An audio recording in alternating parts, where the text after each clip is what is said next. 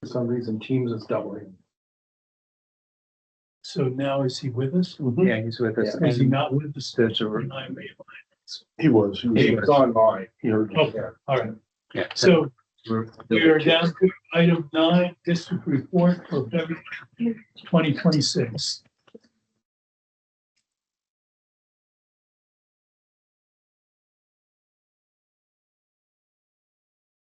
So it's a little bit longer just with report than what I normally have.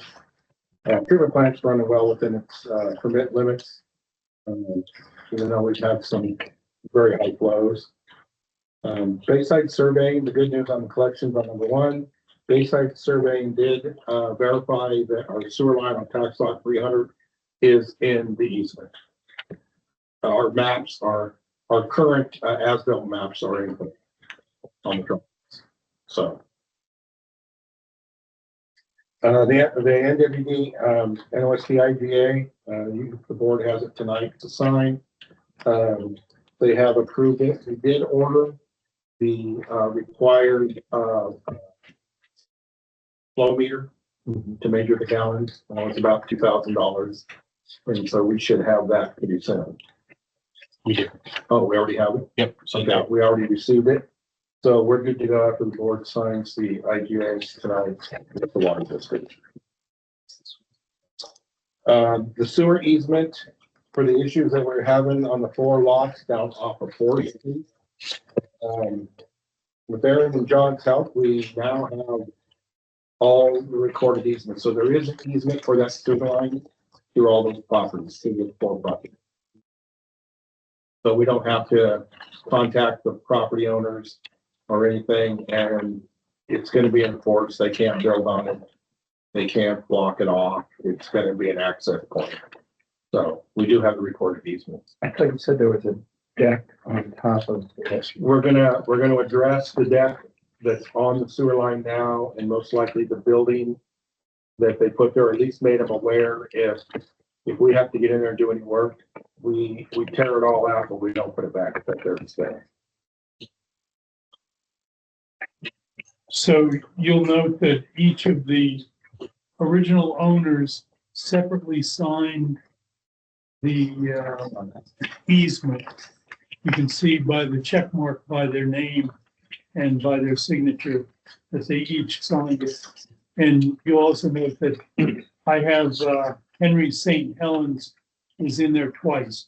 The reason that is if you look at the first, the 3rd page, which at the top says book 247, page 435, that's where the county sandwiched together the 4 different signatories to the easement, which were all different dates, different pieces of paper, but basically the same easement. So I also put this on top there so that if we ever needed to reference it back to the county, that's where we will find the 4 separate pieces of paper that constitute the easement. So this is the paperwork we couldn't find previously? Yes, It didn't exist in our file. yes, So it was in the county's records. yes. Interestingly, it seems like back in the day when this was done, the Netarts-Oceanside Sanitary District was located in Netarts. Yeah. Yeah, Oh, the office. yeah, the office. Right. Yeah, yeah. So the reason that it appeared on our as-built drawings is as a county road right of way. That's how they had it on our as-built, but it was never, we found out it was an actual lot. It was a tax lot. That's why the county road department had no record of it.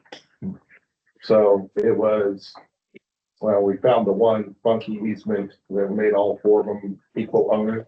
The original. Yeah, but later that was changed, and I think it was 80 something that was changed. Yeah. And so anyway, after some investigative work, we found that it was actually a tax lot that was turned over And it was basically abandoned. And so the other property owners received portions of it. But we had already had, during that time, we had gotten an easement for sewer.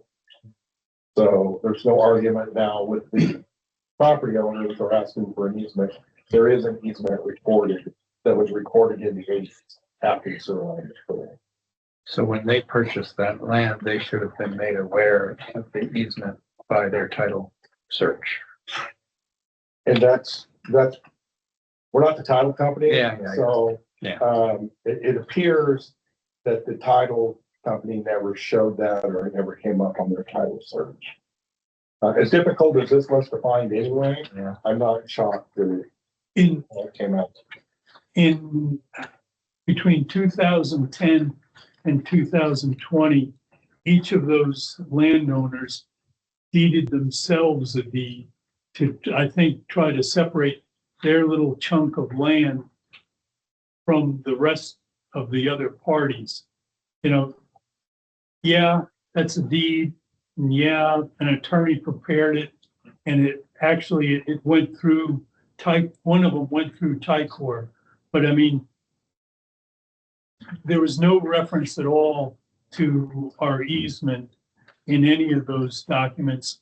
And the document, part of the easement says you need to talk to the county and find out if they have anything that would restrict your ownership or anything else. But basically, they were told, and if they were ever to come back and say, well, I own it now, and there's, you and your easement can go somewhere. Well, no, we can't.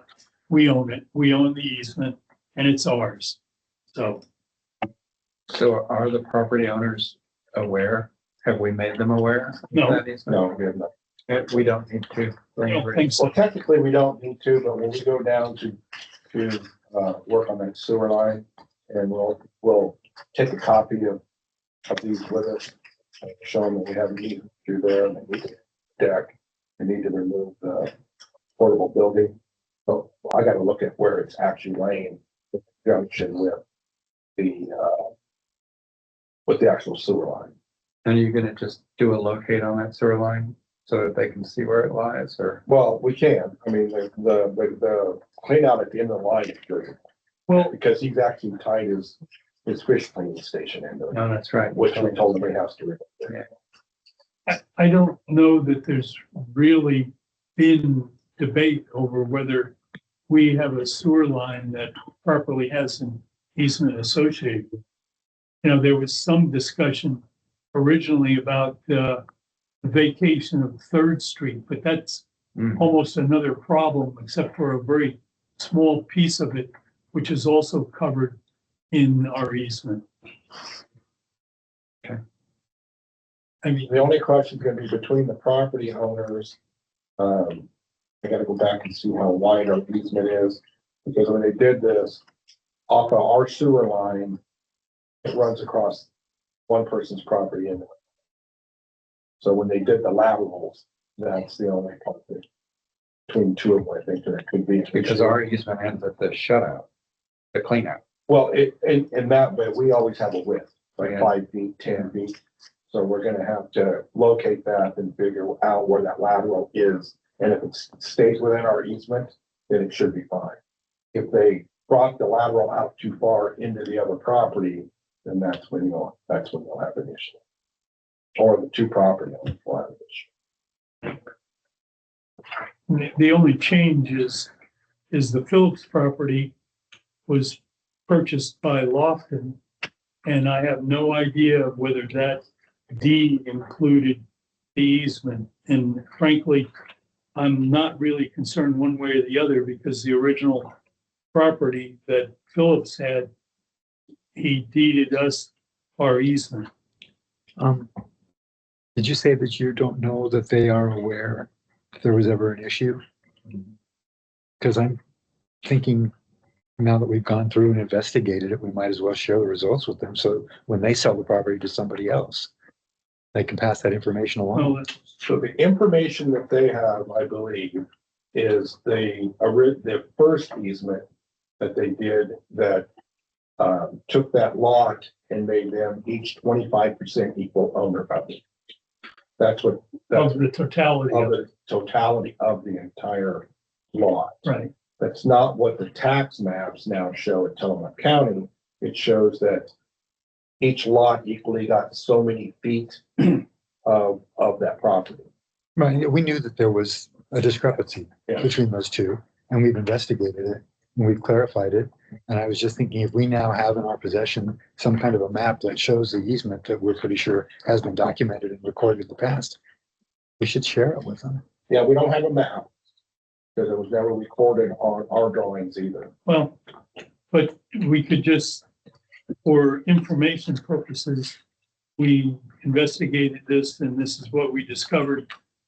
And this is just for your information. Because if they have some reason to contest it, it's in our interest to know that now too, rather than wait till it matters. Wait till we need to do a repair and then they go, you can't do that, and then we have to fight it out. No, we just got all this information, and of course, I was gone on vacation. Right. So now we're going to contact there's one property owner that has already contacted, we'll contact them and let them know we have the actual sewer. Okay, that's all. I just And thought we might, what's the harm in sharing it? then- If I owned the property, I would want that courtesy. Okay, tax lot 1600 Portland Avenue, when they built that great big house, Yeah. they've encroached onto our easement. The county is pushing to have it all removed, and what they did was over top of our sewer line and over top of the county's storm drain, they put 4 retaining walls and backfilled it to the top. Yep. So they're saying that all the stuff's removable, and they think that they met the term of the easement, which they did. So it's not up to us to have the expenditure to go excavate out all the fill that they put in, and then go in there and hire a contractor to unbolt all these walls that they installed. So I agree with the county, they need to remove it all. The contractor's blaming the property owner right now is what he's telling me, that the property owners told him that they're aware of the easement, but that's their property and they can do what they want with it. Now, if that's true or not, I'm just telling you what the contract is. And so regardless of all that, they installed infrastructure over top, and it is solid. It would be really expensive. Not to mention, when we have a sewer line problem, we don't have a lot of time to get it fixed to stay in compliance. I'm not even sure what damage or what it would take to excavate out all 3 of those cells, I'm gonna call them chambers, and then go in and unbolt those steel Yeah, I walls. mean, they actually poured a concrete berm on top of the. Of the lowest- last one, the lowest one, Yeah, he said it's removable. I said, by who? He said, well, that's all you gotta do is remove that and take the walls out. I said, and then excavate all the dirt. I said, you should have never done this. He said, well, I'm sure we could come up with something. well, I'm sure the property owner wanted a contiguous flat area down there. Well, it does make their property like more usable, because now they have like flat deck areas Yeah, on 3 different tiers. yeah, But the first wall is right up on Portland Avenue where it wasn't supposed to be. yeah. Then that's filled with shrubbery. And then they put in an underground irrigation system. They did. Then the next one, they basically made it as an extended patio off of the house. Yeah.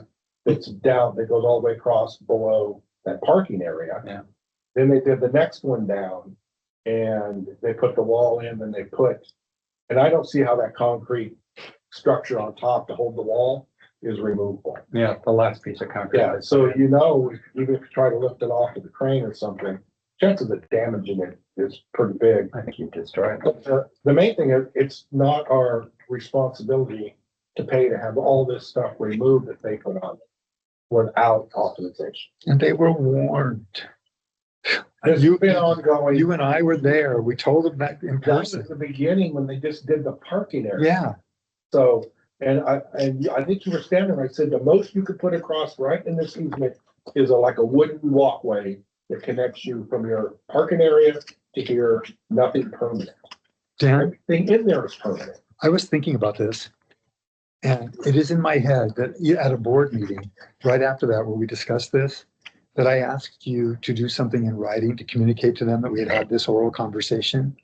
Do you remember that? Yeah, and we did, but that regarded them opening up and exposing our sewer line when they were doing the dig out for the parking area. But intrinsic in that was the fact that the sewer line is there and that there's an easement for it to be there. Right. So I think that's an important piece of documentation to pull up and have handy. Well, we didn't mention the easement because at that point they hadn't encroached onto the easement. And at that point, they weren't going to encroach onto the easement. So maybe if I can But anyway, pull it up. Just, I would be interested in reminding myself of what we documented that we told them in case it becomes relevant. So let me just inject something into the conversation. If somebody wants to grab a slice of pizza while we're talking, please do so Oh, gotcha. before it gets old, but please continue your conversation. Anyway, do you, Yeah, if that, it was through an email, but yes, to the contract. okay, just, Yeah. I would just like to see what we, like, there was stuff implicit in that communication that relates to this. So, And do you know if the contractor has responded to this February 24th? yes, the second, oh, no. No. Oh, you talking about this one? The contractor has not responded to, other than he called us, each the county, and he called Brian while I was on vacation, and wanted to set up a meeting on site. Yeah. The county refused to go on site anymore. We've done it a dozen times and ordered them to remove it all, and I haven't heard nothing back from. Okay, because I walk my dog by there all the time and I always look to see if there's been any change. All I know is, And there has been no change. all I know is the county has put a stop order. There's been no more work on the house. On the house at all, there's contractors there every day. All I, there's still good stuff. There's contractors there every day. There's people working on it. Now, they may have stopped. I always anticipated that they were gonna put flagstones or something on top of that flag grade. And they have, next to where they put in, it's like an outdoor shower kind of a thing. I was gonna tell you earlier, but Well, I spoke to Chris Lady and so he said they're some working on that project. They're continuing to work. These are guests, you're welcome to join us. They don't. There are contractors in that building every day. I explained to Chris that when I was up there, looking at all this, contractors were going in and out of it. Yeah, no, every day, all day. So I assume that we're probably gonna be with the county to go back to the legal. Because now they're not responding. Because the county also wants that concrete staircase at the bottom. They want that to be, Yeah. because that was also put in the county plan. Where is our easement for that property? Kind of down the middle of it. So, yeah, so, Between the house and the parking area. For our easement, oh, in the file, okay, we have it. okay, because this only stresses their storm. That we have. No, because this is what the county wrote to them Okay. regarding their easement. We do have our easement. We have our easement. He's got a copy of our. And he sent me a diagram of as-built to what they put in, which I said, these are dated a year after what you did. So, and I don't recognize them as as-built, because there's no county stamp on them, there's no engineered as-built stamp on them. So they're now good stuff. So, my recommendation is we follow what the county wants to do on this. Yeah, we voted to do that, or giving you that guidance last meeting, so just status quo. Which I already relayed that to Chris. we voted it already. Yeah. Okay, so Next. Cougar Ridge development, it is moving along. They have been submitting phase 2 and phase 3 drawings. I have some questions on some of the little minutes cul-de-sacs he wants to develop now. couple of lines. Yeah, he said he was gonna put some middle. Cluster out. Yeah, Yeah, where it's one size tax lot, but you do, you run a larger lateral on the center and then you put like 4 units around it. Really, it's a really small, it's a cottage cluster. yeah. Yeah. Yeah, It's a what? Cottage cluster. yeah. Sir Absher talked about them. It's required by the state now. Oh, okay. Yeah, it's how Little they house. maximize, and it's supposed to be affordable. Yeah, it's supposed to be affordable. Yeah. His question to me, because he talked to me at some meeting, it was about whether or not he needed a separate line for each one of those. He came in and talked to me. Okay, And I said, I can't answer that till you show me, if you can't verbally tell me, you have to draw it out. Have your engineer send me over that page of what you're talking about for design. So send me over a concept and I'll see what you're talking about. Because we have to calculate loading rates. That's gonna, and flow, and that's gonna dictate on what size, if it's a single lateral like you would do for a duplex, so it would be a 6-inch line with 4-inch lines coming off. So he's got to provide that. He can't just keep talking about it. And he's been told twice, have your engineer send over to our engineer and then review plans that you'd like to get. well, now I'll know more if you ever talk to me again. Yeah. Yeah, just tell him, you gotta have your engineer send over so we know what we're talking about. Okay.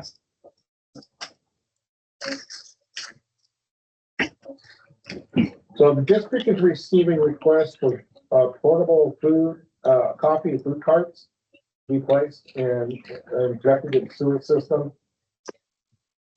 We don't have an SDC charge for food carts. They don't fall under restaurant. So I got that from the county yesterday. They do not fall under the same jurisdiction as a restaurant. They don't classify them as a restaurant because they're portable units, because they have wheels and a tongue to pull them out of it. Where are they putting them? By the mini storage. Yeah, Champs have a little area like that. And so we don't have an ordinance covering grease interceptors, grease traps for food carts and coffee. Coffee carts are especially bad because they put a lot of fog out, which stands for fats, oil, and grease, because coffee is really oily. So I already told them in our conference teams meeting that I'm requiring them to have a grease interceptor. So we're gonna have to modify our ordinance to include food carts and coffee carts.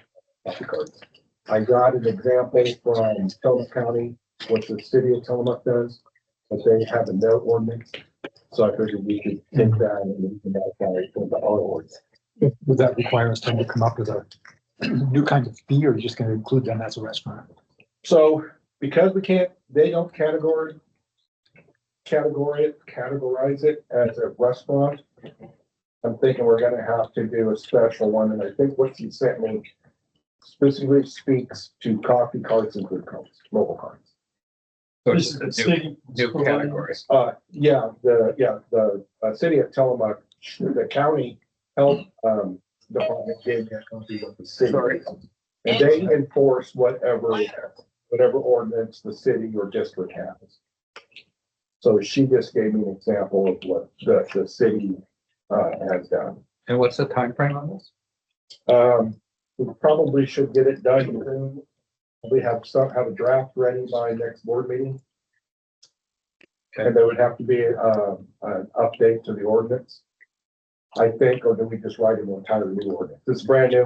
Like I said, we just had the meeting a couple days ago. Yeah, my question still remains then, what's the SDC gonna be?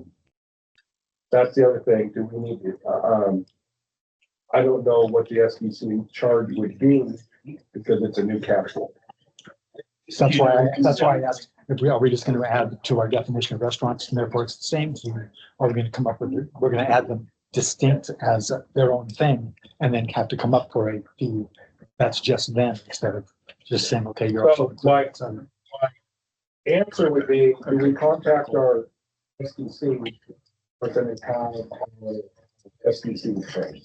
To include food companies? Right. Second, Or do the we whole just do it? Well, no, I think we have to rewrite the whole worksheet. I think what you'll do is an amendment. And then you'll have to probably by resolution accept the change to your system of what development charge methodology. And I think we just like insert it. Okay, so I'd be interested in seeing whether Chilliwack charges like a fee that's in between restaurants and houses for a food charge, or whether they charge the same fee as for restaurants. Because they must have some idea of usage and, you know, whether it's equal, it's oranges and oranges, or whether really they are an apple. So in terms of amounts and kind. So I just want to make sure our SDC fee is high enough. And because of this particular design, and I haven't gotten the design yet, I've already requested that, is that because the cart's only 25 feet long, they're required to put in a bathroom facility with hot and cold running water. Really? So, yeah, for staff, and because they're gonna have outside walk-up service, they have to have a restroom. With that being said, that adds another complication to it, because if there's a second lateral, can it be tied in to the existing one that, you know, kind of like you would do a duplex? So until you see the layout and. So because of the length of that, they gotta put all those things in, because using the food carts in town, I don't know that any of them have a bathroom Yeah. or anything else. All, They have There's a a porta bath- potty behind the building. There's a bathroom building that they put in. Yeah, On the wall. there is. so for staff that handles the food and the coffee, I know the one that Kim DeWalt just put in town, it's got a restroom in there for staff because you have to wash your hands and sanitize. You have to sanitize yourself. So when he had his cart built, it was long enough. I think it's like 38 feet something. It's got a bathroom for staff inside. And then they have a porta potty outside for public use. But inside, it's required by the health department. So, and she explained that on the meeting when we were on the Zoom meeting with the county and Chance. I'm And glad is it one food cart they're putting in? It's one food cart, one food/coffee cart that they're putting. And there's some other issues. We found out that, Park Street that goes from there down to the bay is not a street. We have a sewer line that runs down through there with no easement. Oh, fine. So the moisture comes from bought all the Chance property. There's They own where the sewer line lays. There's the spring on the road, There's what? a spring, water spring Yeah, in the middle of the road. so that's not technically a roadway. So what, Chris at the county said, is to clean this up, they may change that and make it a county roadway, public roadway. Right now, it's kind of a mess. I mean, And as part of that, they would recognize it as meant for it. yeah, because we don't need an easement in a public roadway. Oh, We just need okay. permission. We just Just get, need kind of yeah, retroactive permission. yeah. So I don't know how far down the road that is. I don't know what the new owners of that property are gonna do, but that is not a registered county road. Where's that again? Right there, Right next to the where park. the storage units are across. Across Yeah. storage units. Yeah. Oh, that's not a right, road. that road, that gravel road, That's not a road. that is, well, it is a road. It's been a road. It's been a road. It's just But it's not, not a county road. it's not dedicated to county. Okay. Yeah, so it's It's a just local been, access. it's just always been an assumed county road until they found out that they didn't know it. It's private property. I'll be curious to see how Tillamook does it.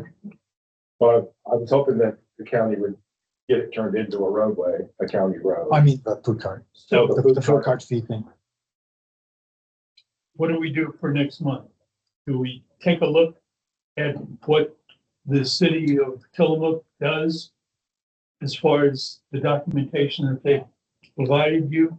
I don't know that now we are necessarily ready to engage our consultant To draft the resolution, to, excuse me, to draft the resolution. Yeah, I mean, I think we're in, you said it needs to be done fairly quickly, but,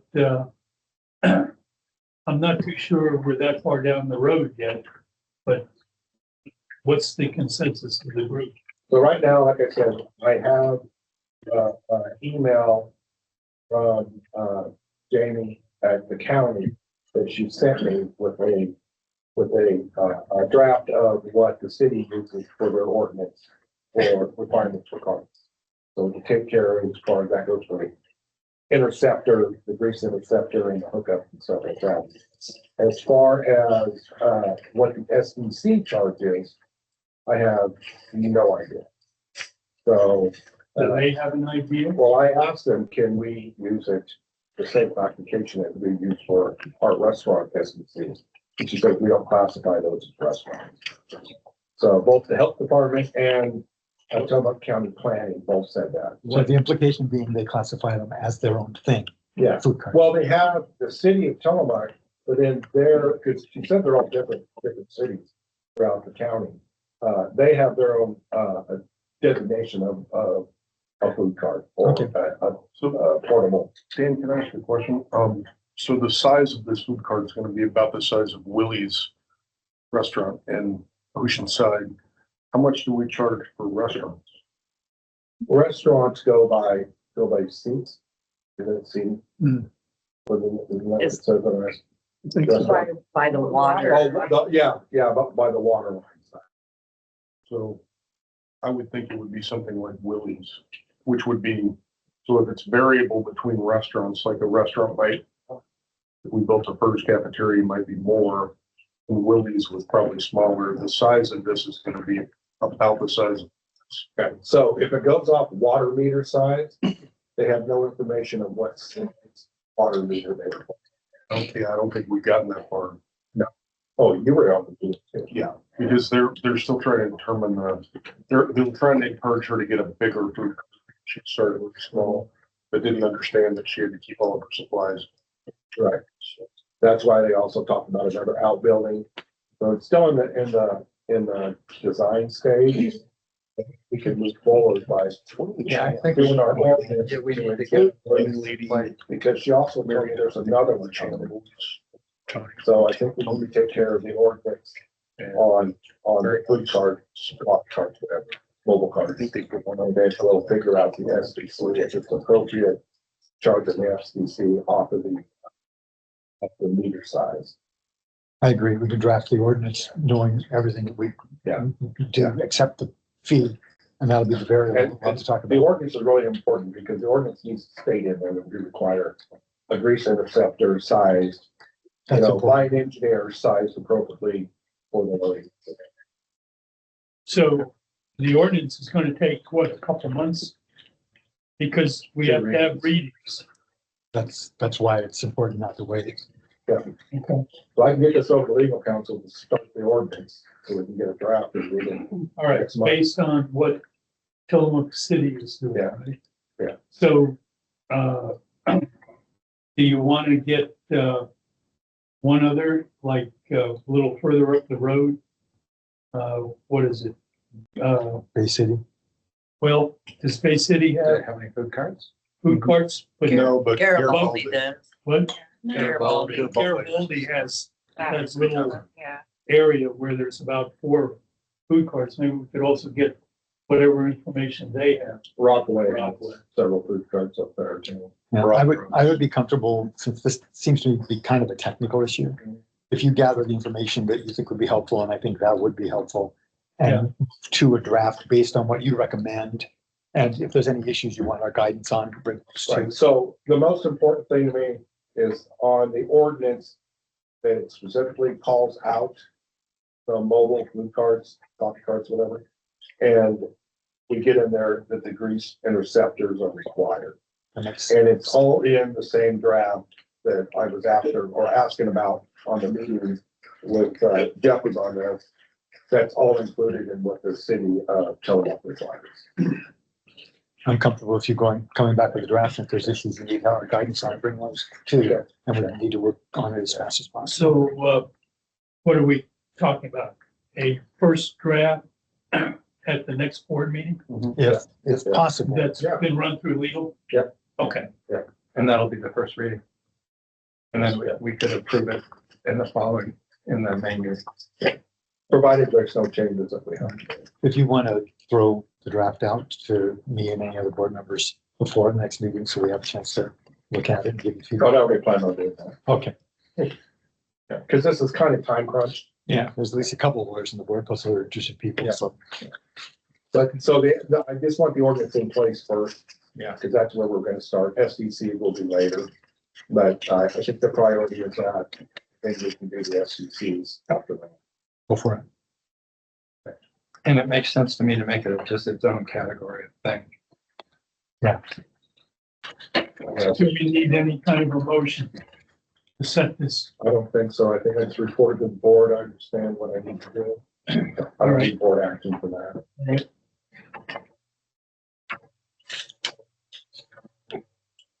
So on number 2, pump stations, the main pump station, I know it's been on here for the flow failures. Xylem hasn't been a lot of help to us to figure out why we keep getting a flow failure on that one Oh, pump yeah. set. Yeah. Well, nobody could figure out what was wrong with the pump set. We had one of the soft starts for the pump inside the pump station 1B, the dry pit. Well, it failed. So of course, the starters that are in there, the soft starts are obsolete. So you can send them in to have them rebuilt, but you can't get a replacement. So I ordered the new replacement, get the pump station back up and running. And they just installed it just a couple days ago. And lo and behold, we're not having any more flow failures. You can look that way. That's the same way I looked. We've been having problems with the pump spiking in amps when it shuts down. Xylem seems to think it's a mechanical issue on our piping, check valves or something. And it was overpressuring. It was going to 120 PSI between the 2 check valves. Now the pump shuts off different. It doesn't spike up to 300 amps. And it actually has the same reading on the gauge as the other train set that never fails. Now, I've told the guys for a long time, I think it's something electrical causing this, but I assumed it was electrical in the control panel. This is a major 3-phase component.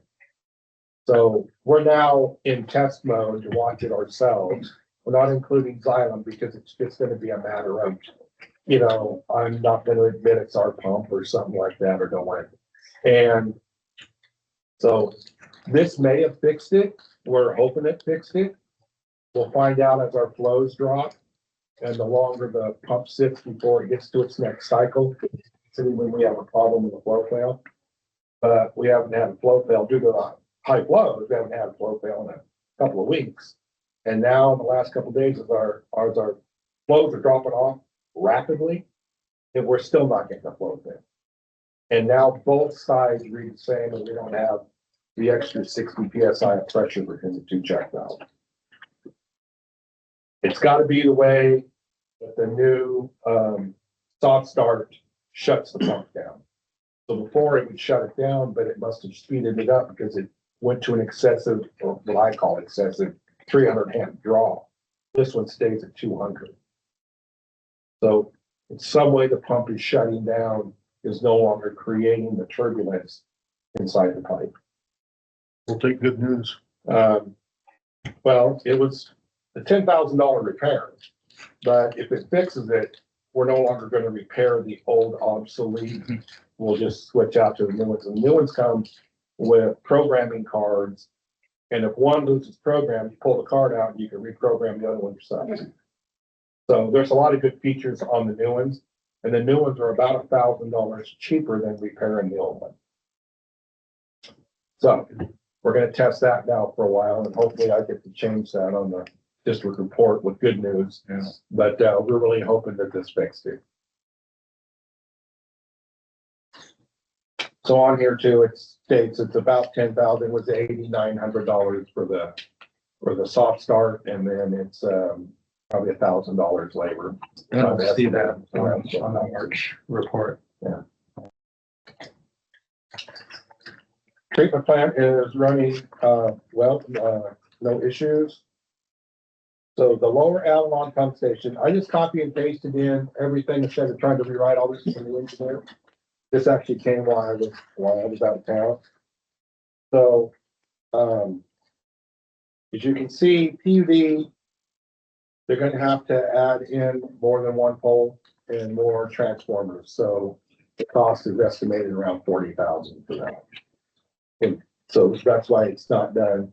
The final has not been sent to DEQ because they have to change some of these items that PUD wants, and then,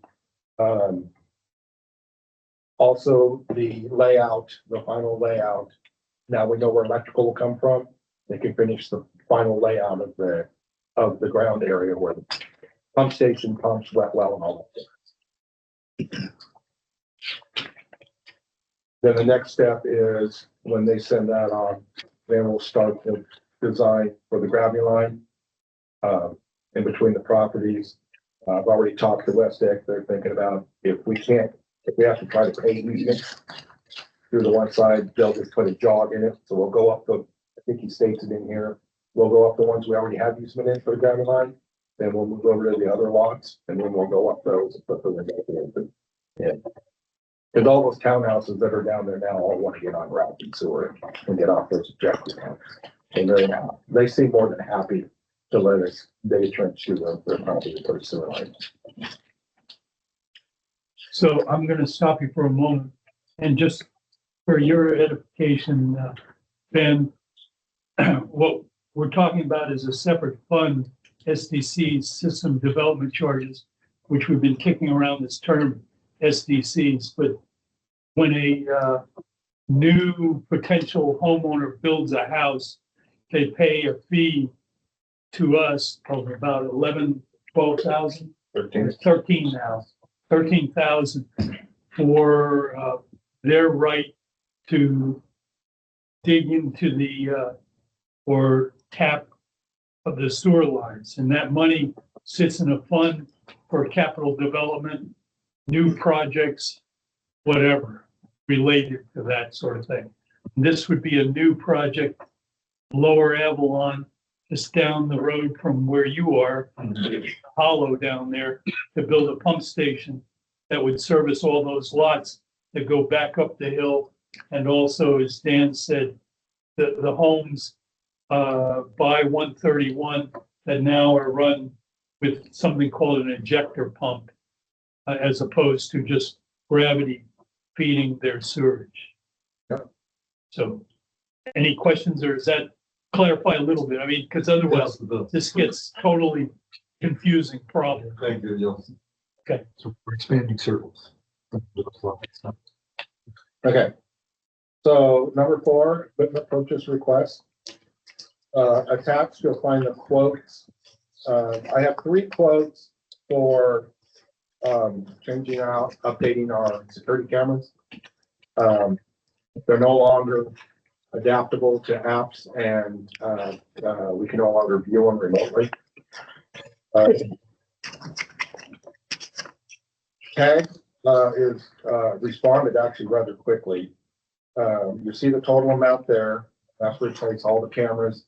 And this also takes all the coax cables out, like what you get for cable TV, and it's all changed out to Ethernet cable. The positive to this is that these are closed circuit TVs that do not require a cloud subscription. Okay. The other one that we have is, they're pretty close, it's 51,000, but each camera is $179 a year cloud subscription for each camera. And there's like 13 cameras. 13 cameras. 13 cameras. And that's an extra, what, 2,000. 2,400 Yeah, and something? 2,327. Yeah, dollars a year. You won't have that with the tag cameras. And those are higher resolution. But Which are higher resolution? Which are higher? The tag. The tag are the higher. Now, there is an option on, if you look at the other quote, Which is Anyway, the other quote included options to keep upgrading. So the 51,000 didn't include upgrading the cables. They were just gonna put basically what they call pigtails on them. So you'd still be using your coax cable, but you wouldn't be able to get your high definition camera. Does that make sense? To replace the cable, do we have to excavate or is that all?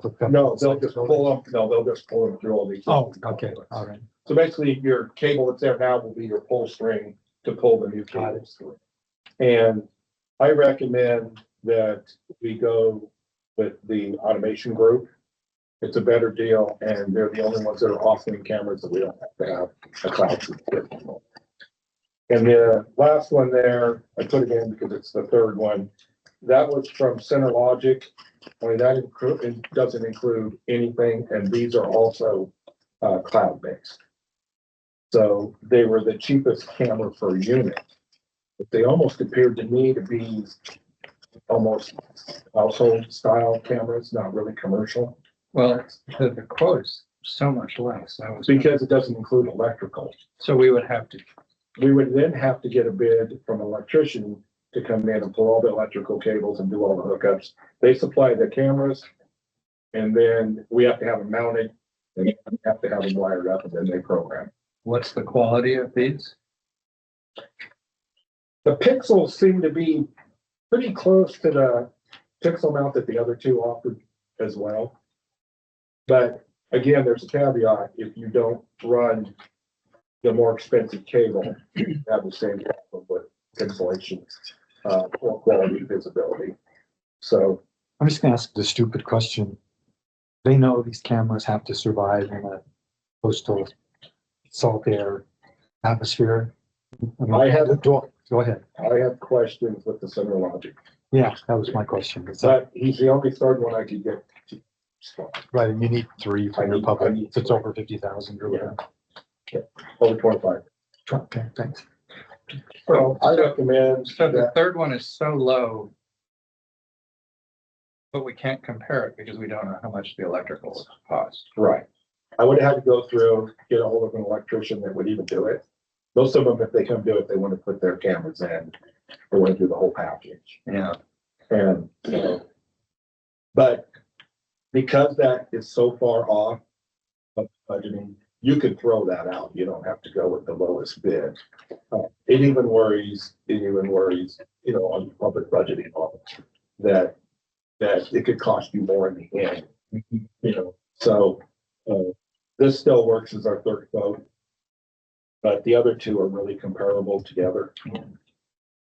Except tags comes out overall cheaper. It does. You don't have the annual fee Yeah. you have to pay. And it's a higher quality. Yeah, it's pretty high quality. So So you're- of those two, if you're gonna throw out the third, I agree that the tag is the better option. So we need a motion on that, correct? Yeah, to approve the tag. I move we accept your recommendation for the cameras. Second. Okay, so you're presenting these as separate votes because it looked to me like it was gonna be. Yes, both separate. Okay, Any other comment or discussion? If none, all in favor of accepting the tag offer for cameras, say aye. Aye. Aye.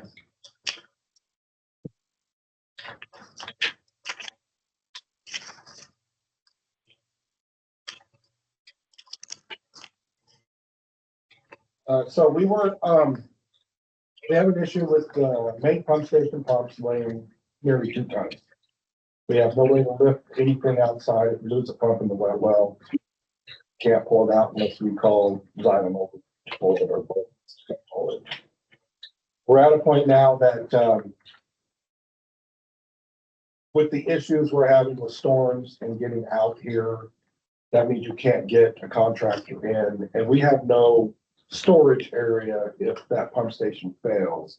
It's gonna fill up the wet well, it's gonna go out to just out to the highway, and it's gonna come out of that manhole and it's gonna go over on the beach. Yeah. So response time is everything.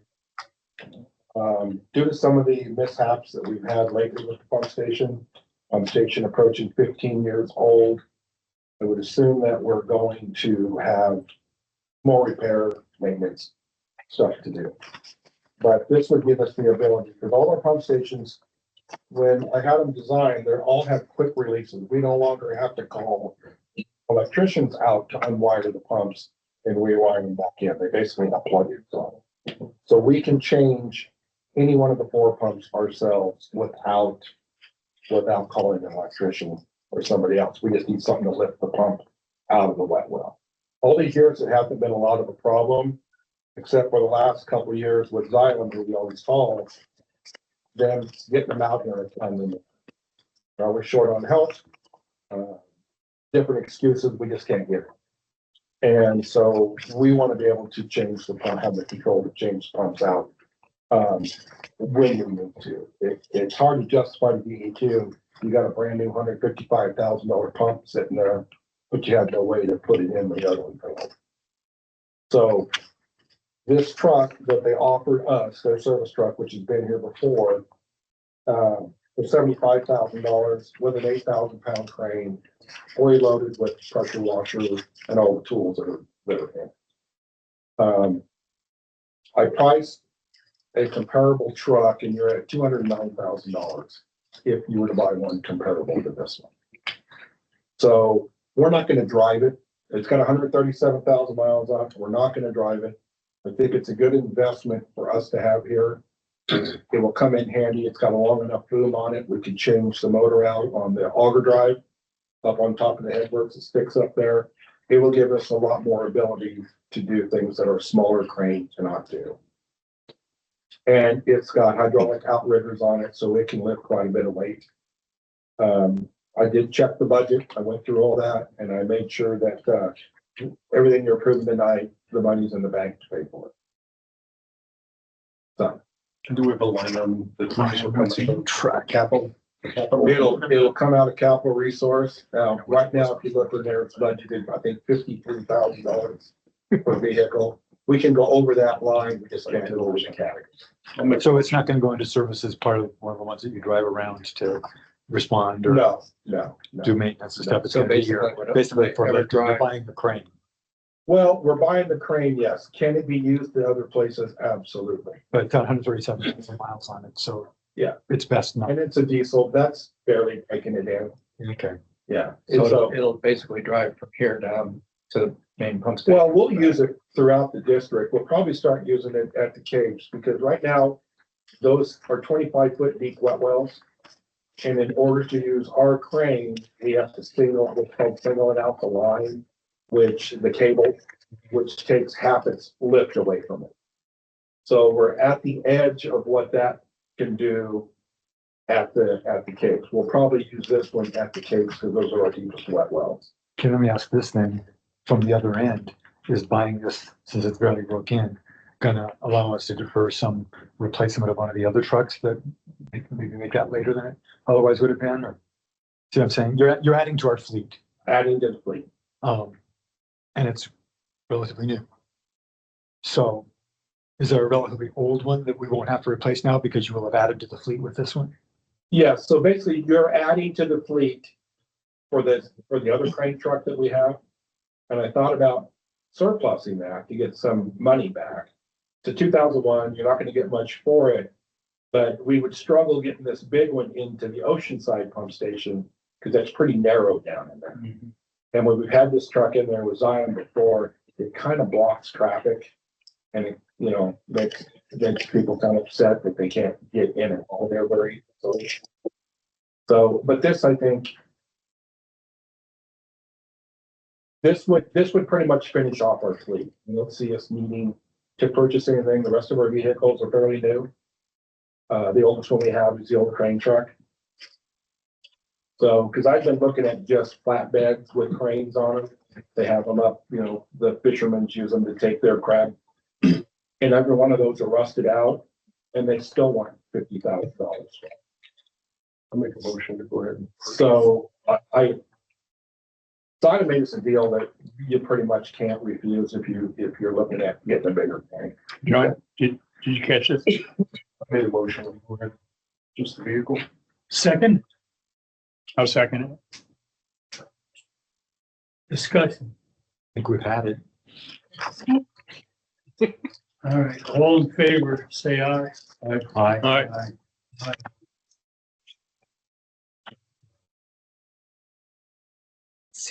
Okay, lastly, and this one's a little more complicated. This is for our camera van. Right now, we can't upgrade any of our software, because our computer is not able to take Windows 11. So this package, this is the full package that I'll give you a quick overview on. Change out and go to what's called GIS. As you know, we're having issues where our sewer lines are laying. As we found that our as-built don't quite match anymore. Plus, we're building a new pump station, we're putting in new sewer lines. And there's been a lot of homes added to this district over the years. This will give us the ability to GIS, locate what with satellite each one of our manholes, laterals. We'll be able to map it all. And what that'll do is it'll automatically load into this system. We don't have to hire an engineering firm to come in and GIS all of our sewer lines. We can do those as we go out now and that. So that's about half of this cost to do that.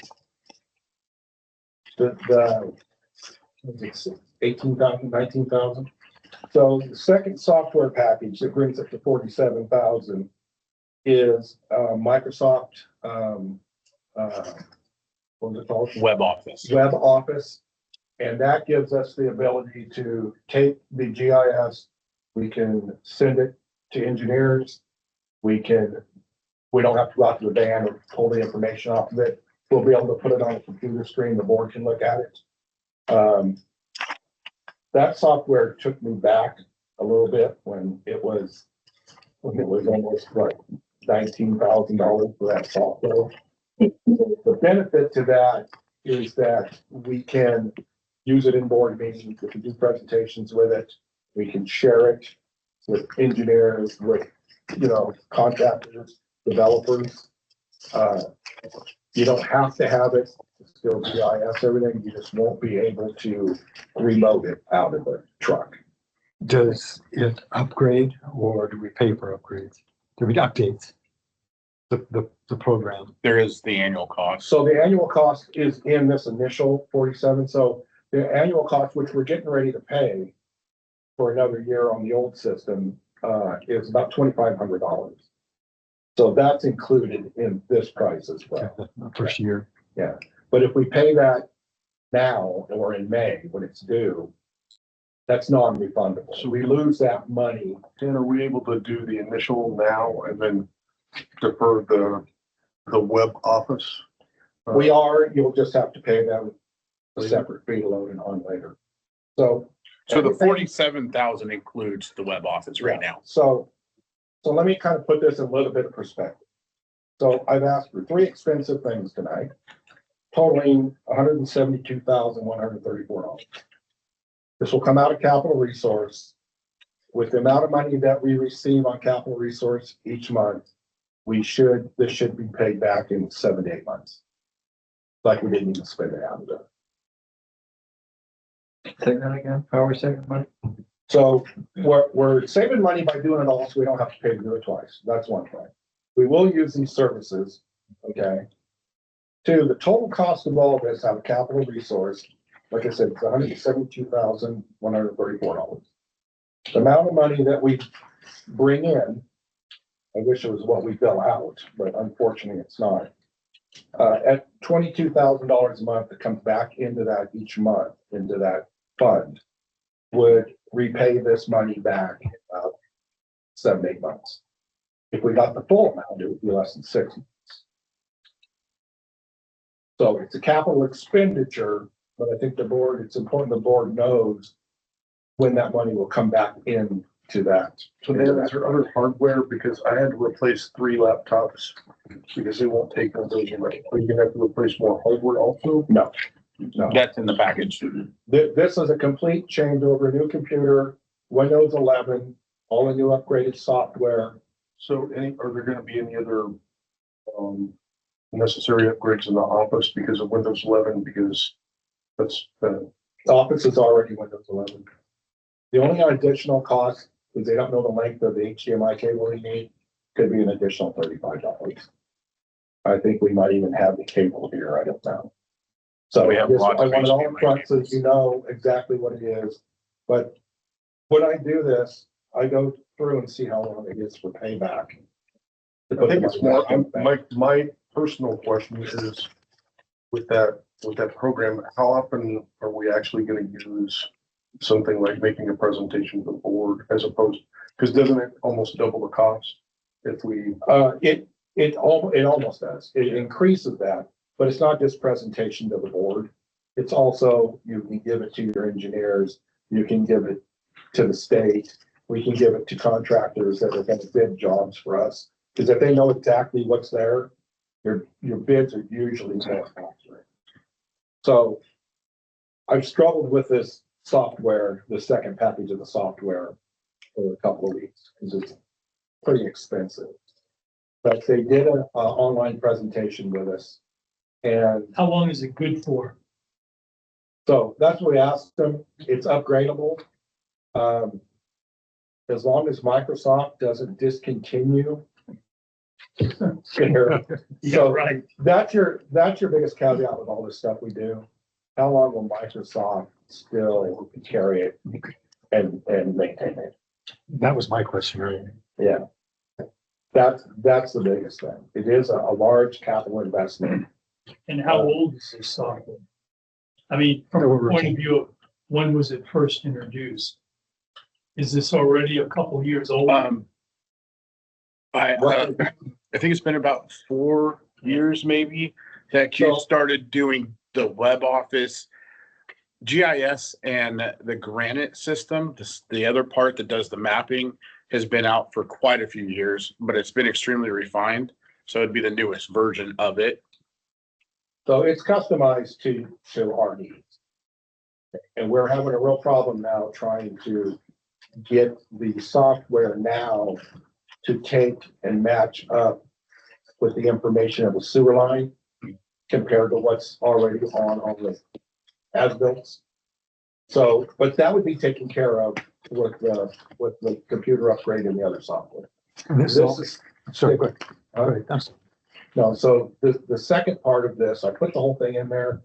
I wasn't going to, but I actually think it would benefit the district in the long run.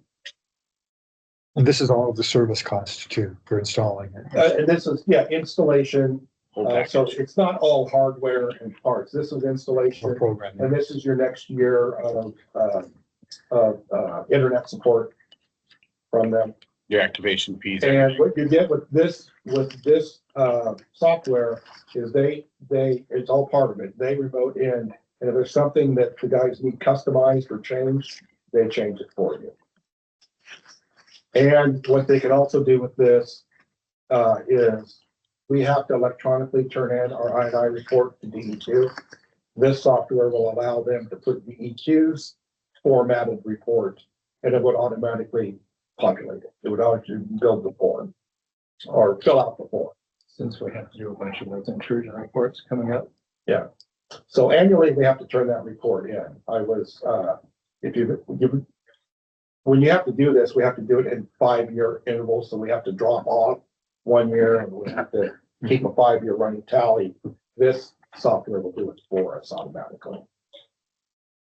I'm inclined to support it as long as you make it clear that you've got a really cranky board that doesn't want any surprise hidden charges showing up.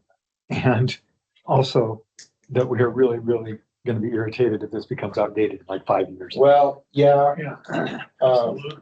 that was one of them. And their comeback was, we have no control over what Microsoft stops supporting.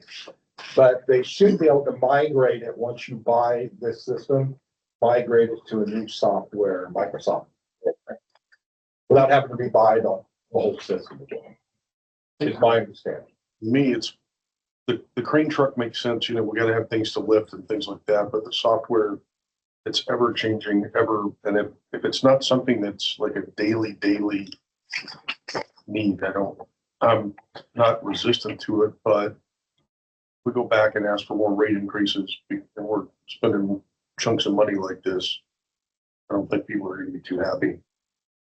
So that was the last part of our presentation. We are not, I'm not, required, I'm not asking for a rate increase this year. Even though we spend this, I'm still not asking for a rate increase So this that's year, big news. because we're actually doing rather well. So something I'm Jim's happy. kind of interested in, for the new fiscal year, can you develop a capital needs assessment, so to speak, along these lines, in that, we don't have Xylem or somebody else come in and say, oh, do I have a deal for you? I can give you a truck for 75,000. Oh, that's great. I'd really like to buy that because we could sure use it. Well, had they not, what would we have done? I mean, so I'm looking at the future so that we can look at what we need and have a plan for these types of things. Because you got the cameras, you got this truck, you got this software in GIS, and we're at 175,000 here. What is that future going to be? I just don't want somebody coming in and saying, boy, do I have a deal for you. Does that make sense? Well, not the last part. I don't understand what I have a deal for It you. just applies to the truck. Buy the truck, Yeah. we'll offer you this deal. So the truck came about. I've been planning for a truck for a while. I keep that in there to add to it or whatever, because we do need a larger crane. We were hamstrung last year when we couldn't even move the pump out of the pump. And the guys had to drive the forklift down there, but you know how steep this road is. I was just trying to find the right truck, okay? And I figured I was gonna have to change the budget, raise that to over 100,000, closer to 150. And to get the bare minimum. Well, this popped up and I was not prepared to buy a used truck at that low price. I think the truck, again, anything to help these guys, Yeah. tools, cranes, anything to help lift or do their job. I think I'm just hesitant because the additional software seems like a bell and whistle that is not necessarily helping us in day-to-day ops, but I'm not gonna stand in the way of it, but that's. So part of the reason, and I'm not trying to blame you, we have sewer plug ups, the one next to his house, and he really wanted to show the board what that looked like to and what it was. We didn't have the ability to bring it out of the truck without a still shot or something like that to show the board what was wrong with the sewer line. Okay, and we brought it to TV, but we we're trying to find a way to present it to the board, and we just could not get. I mean, we would have to have another laptop, and we would have to do a thumb drive or something to get the board that information. Again, We're gonna have. again, that's not really a critical day-to-day op. If the guys need a crane truck, they definitely need a crane truck, but bells and whistles on software, I'm not. So I to don't know. do this, we don't have to do the second software.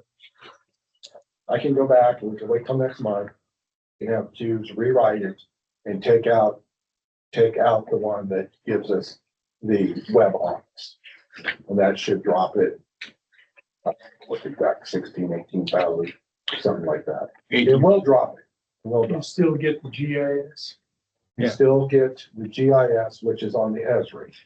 Now, if I'm missing something on this, Brian, you need to raise your hand. We are actually getting a 20% discount on the whole package.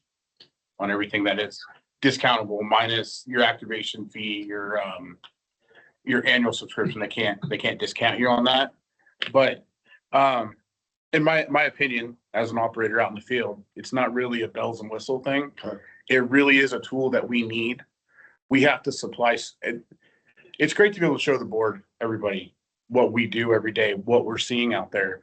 But this is actually a great tool when we have to go to engineering when we find something wrong with our maps, we can remap it. We can put in easements. We can actually put border lines.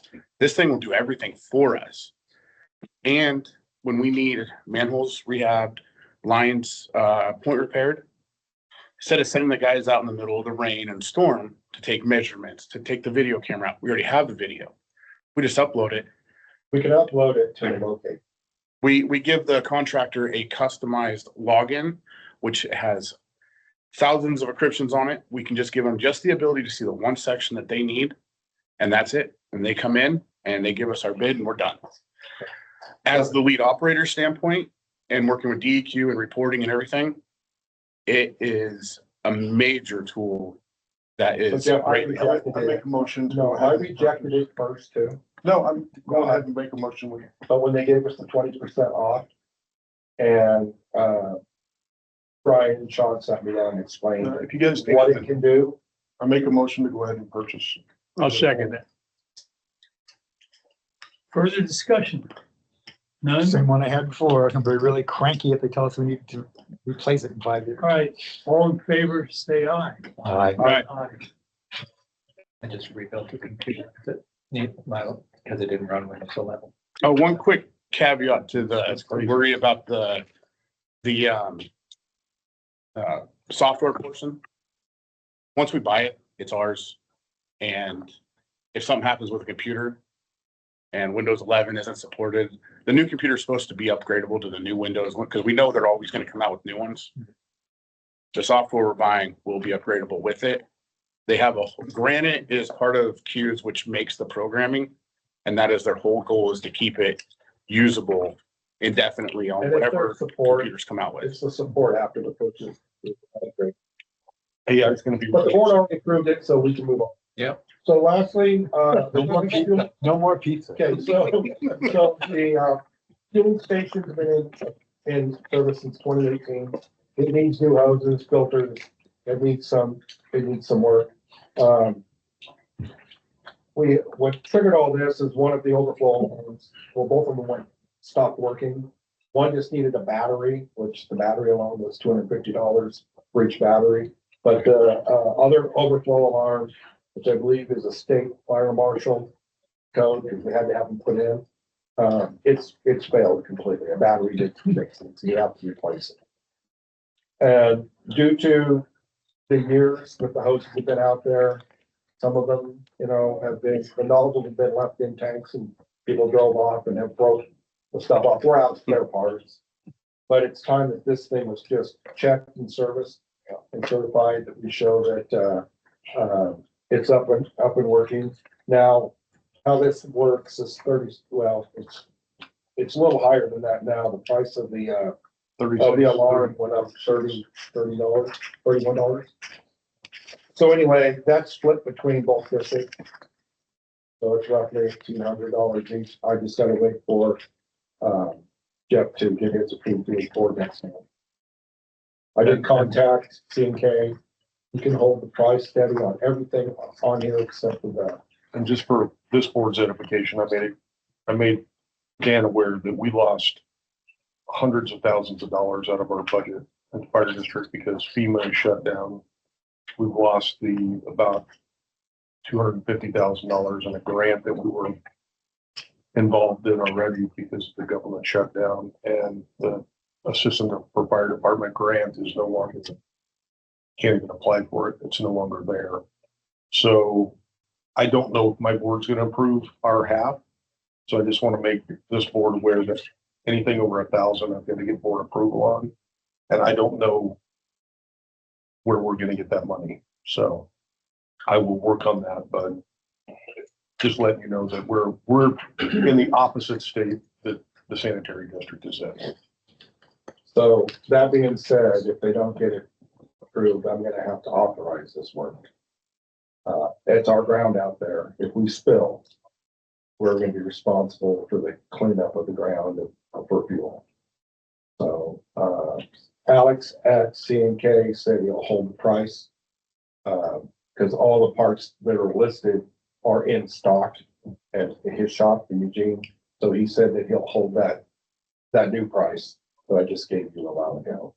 So the fire department is unable to participate in this, it still has to be done. So, So for Ben and Michael, there's 2 tanks above ground at the back of our facility, 500 gallons each. One is diesel, one is gas, and, excuse me, 1,000 gallons. 1,000 each. Yeah. I'm sorry, 1,000 each. And it's where the fire department refuels rather than having to go in to Tillamook, and also services the vehicles for the sanitary district, including the tanks where our generator diesel equipment is, the pumping stations around. But that gives you just the background of what it is, and it's basically a fuel station like downtown, but it's right here. Yeah, it's also an emergency supply. That's what it was put in for. Also can be an emergency supply should it become necessary. Well, we want to make sure that these tanks are operable. So I move that we accept that bid. Go forward. Well, then I don't know how you do it with your finances there. I don't know if we can invoice you for half of it later. Yeah, go ahead. I'll let the board know. This is where we're at. But yeah, I think we both agreed we got to get the filters on the tanks. Because algae does grow in diesel and stuff like that. So, but I'm just worried about having an operating overflow on. That's what I'm more concerned about. If something spills, we won't know it. So I made a motion. I'll second it. Okay, all in favor, say aye. I have one question first. So you have a question? So is the motion to just go ahead and do this and pay for it and then invoice the fire department, and then we'll cover it if the fire department can't come up with the funds? Is that what we're voting on? That's my understanding. Okay. Basically, we would be covering 1,800 of the fire department's portion of it. Okay.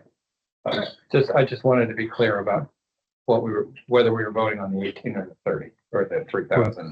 30. Well, and I don't need authorization to do that by the Right, board. I just want the board to be aware that if we do it, and I didn't want to do it if the fire department wanted to pay the invoice themselves, pay their half. That's generally how we do it.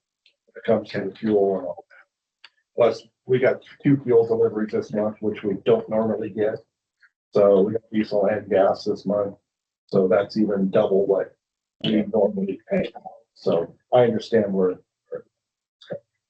Fuel is suddenly more expensive. and that's another reason, as soon as the bomb started dropping, Brian ordered fuel. I was in Hawaii. So we actually got under the gun. Oh, good. Gas was still $3 Yeah, something. right. Next month, you're gonna want an electric truck. I No, I'm done with equipment. Oh, I'm not done with it. Ken and Michael, my understanding is the original installation was half paid for by the fire department. Yes. And the sanitary district. There was an agreement that all future costs would be Sure. paid Yeah. at that time. And this is where we are today, but 7, 8 years later. So, And it's, No. no, we'll leave it on there. the question that I have is if the fire department comes back and says, no, we can't pay for it, do we keep that as a debit that we would like to collect in the future? Or do we just say, oh, that's all right, we'll just pay for it? Tell me which one it is. Because in my mind, it ought to be something that we keep out there that said, when you get the money, we're expecting you to pay it. I agree with that. It's a net 30. Circumstances are gonna change So over if I time. were, Excuse me? Circumstances are gonna change over time. This is kind of like the thing we did with the property you did and the SDC charge. Yeah. We just had to react to a situation. of a surprise. We keep this on the books. We don't need to enforce it. There's no interest. But if and when you guys get in a better situation, you're probably gonna want to. Yeah. I tried to look at it, tried to do it in two different, work jobs, you know, and the amount that we have to pay for labor, $1,700 of this. So if we cut it in half down to 600, you're still paying a lot for labor for him to come back twice. It's not cost effective to do it twice, but you can do it in one trip. So anyway, I think that was the essence of Yeah. your motion, wasn't it? So, And this includes upgrading the plaque required for the state fire marshal. So, so it should be pretty close to your next board meeting, Jeff, when this comes due anyway. Okay. So I thought I was done, but I wasn't, because I got Aaron's problem. We have to vote. Oh, I I thought, thought we did. No, No, I interrupted the vote. We have Good a question. first and a second and a discussion. So are we ready to Yeah. vote on the motion? Yes. All right, Yeah. Jim. all in favor of the motion is written with what Dan's amendment that he will pay the entire amount. And I guess my amendment that we still want it to be considered as something that's due from the fire district at some future time. Is that basically what we have? Yep. Okay, all in favor, say aye. All right. Aye. so one. To the office, so this has to do with Aaron. Our copier, Aaron was contacted by Solutions Gas, and our copier is obsolete and they're phasing back. Why should it be any different than everything else? Exactly what I said. And so we paid $8,000 for that one, I think in 2018, 2017. So roughly this machine has cost us about $75 a month. Okay, since we owned. And Plus the toner supplies. now supplies on top of that's been costing us 300. It's a monthly Yeah, contract charge, it's a- so everything's included. We've been doing a lot more copies lately, a lot more printing over the last few years. So, the new one, if you lease it, and you never own it, you don't have to worry about software or having it repaired. It's $341 a month. So with that, there's no more expenses to us. When the lease is done, they take it, they replace it, start a new lease contract. So we're not actually buying the machine. Including supplies? Yeah. Yeah, Yeah, including the- supplies, yeah. yeah. Okay, Except for copy paper, Yeah. except for the paper, okay. the toner and any repairs, anything like that. So when I crunch the numbers, it actually comes out cheaper because now you can't just give that to them or trade it in. This is now we're gonna have to do like we did with the generator for the fire district. You're gonna have to surplus it out. Okay, because it is an asset. It's gotta come off of our audit. Doesn't it depreciate? Doesn't it Yeah, depreciate? yeah, but still, it's district-owned property. You have to surplus it. And then we can sell it or donate it Okay. to a church, a women's crisis center or something. Cause we can't just give it away. So, cause it is an asset. So even if we decide, and I'll get more information and I'll get a copy of the lease. We're gonna have to upgrade that. We don't have to do it right now. But I would say within the next 6 months, we probably need to look at, trading that out and leasing a new one. And that will actually save us money in the long run. So we don't have any more of these. So is it currently not working or is it? No, it's currently working and then we're gonna work it some more. But it's getting to a point where it can't be repaired. The parts aren't available. He says he can still get some, but when that runs out, our luck is it'll break. Time we need it for a board meeting or something. And then we'll have to go to town and make copies or whatever. So anyway, I want the board, I'm not asking to do that right now. I'm just giving you a heads up that the copier is gonna have to be updated pretty soon. And with that, Can that go into the next fiscal year, do you think? Yeah. Yeah. All right. Yeah.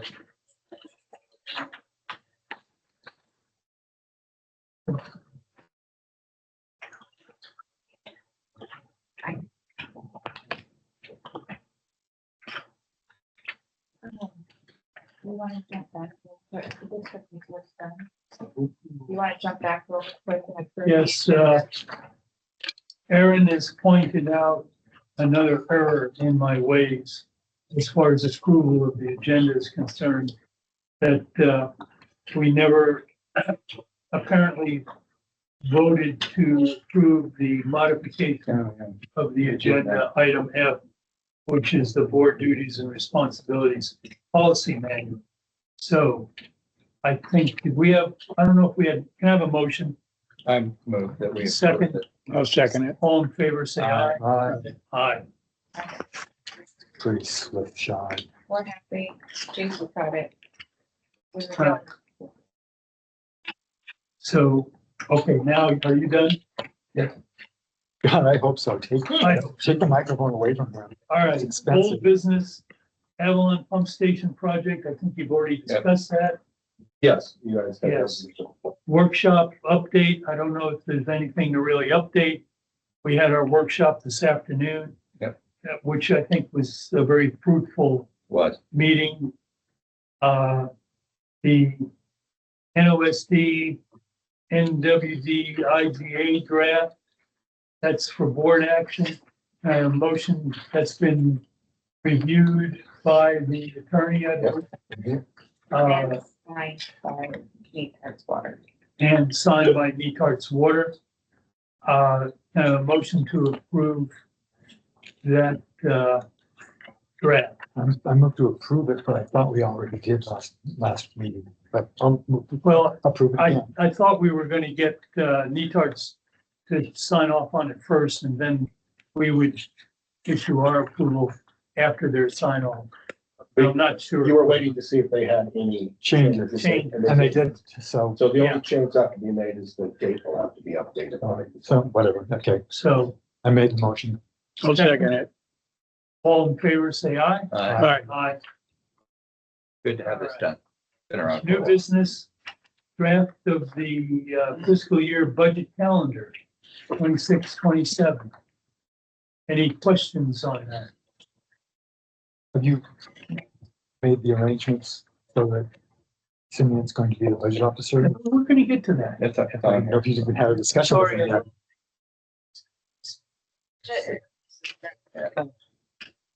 So are there any, that's in fact, that's item D.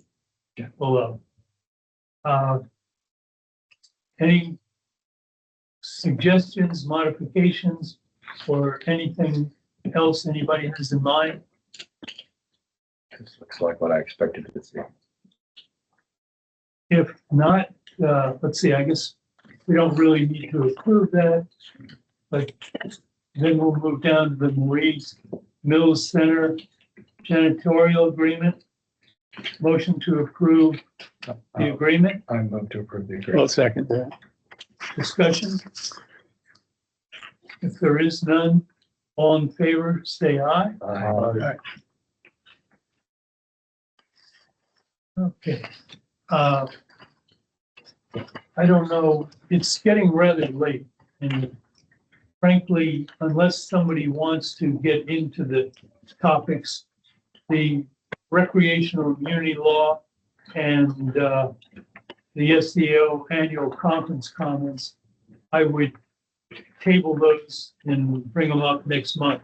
The only question I have about the recreational immunity, is this something that requires 2 hearings? I don't know exactly In other words- how that's gonna, what that's gonna look like Okay. once we get through the materials and then formulate something. Okay. I just don't know. All right, that's fine. So going back one to the board officer position change. What this is there'd be a swap Jerry would become secretary and Simeon would become treasurer and also assume the title of budget officer. This is the Hawaii provision, Is this- since I'm always gone. Yes. Anybody have any questions or comments? Sounds good. All right, if there are none, then I'll move on. Correspondence, I don't believe there's any. You skipped the new item there. Yeah, we have to make this the first, Okay, The board duties and we responsibilities. don't have to say anything, but it's just, well, yeah, all right. So we have that, and you should have attached a copy to that to, I think it was with the workshop materials. So please have a look at it. If you have any suggestions or corrections and changes, please let us know. You can also give me a call if you have a concern about it. I kind of redrafted what SDAO had prepared and what their template looks like that they did in 2025. I tried to make it more amenable to what our setup is like. So please give me a call or submit something in writing if you're so inclined, and we'll look at adopting that policy next month. Questions? There are none.